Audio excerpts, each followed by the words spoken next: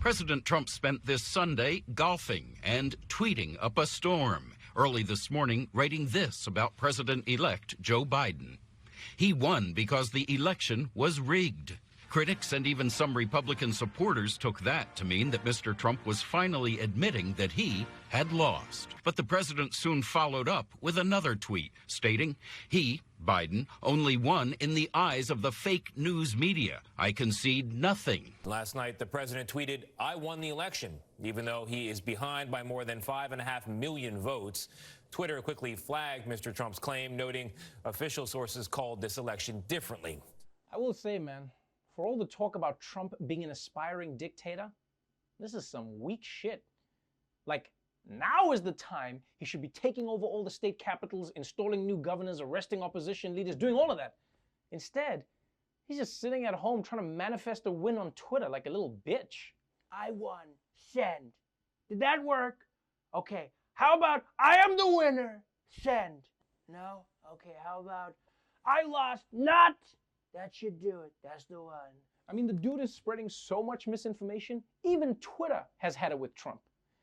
Also, if Donald Trump truly believed any of this nonsense, best believe he wouldn't be golfing, right?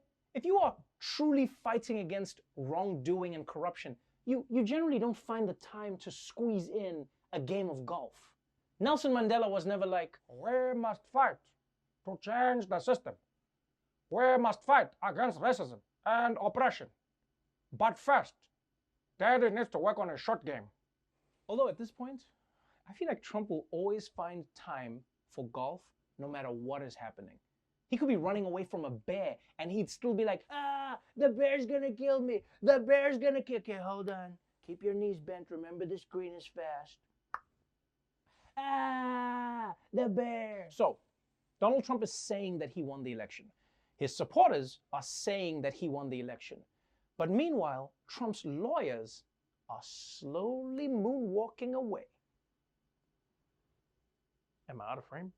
President Trump facing a new setback in his legal challenges to the election. The Trump campaign is abandoning a major part of his legal challenge to votes in Pennsylvania.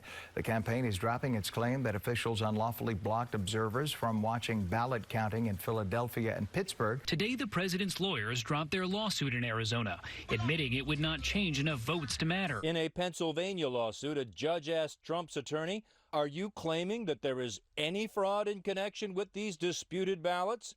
The Trump attorney admitted, no. On Friday, a top lawyer at Jones Day, which has represented Mr. Trump's campaigns for more than 4 years, told colleagues during a video conference call that Jones Day would not get involved in additional litigation in this election. Damn, Donald, you're losing court cases all over the place.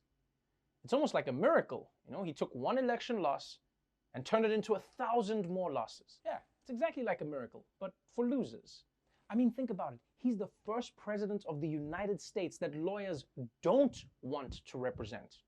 And lawyers will represent anybody. If you slipped and fell 3 blocks away from a Walmart, you'll find a lawyer who'll be like, we gotta sue that Walmart. You got a case. But Trump is the president. And they're like, come on, man, don't get me involved in your bullshit, man.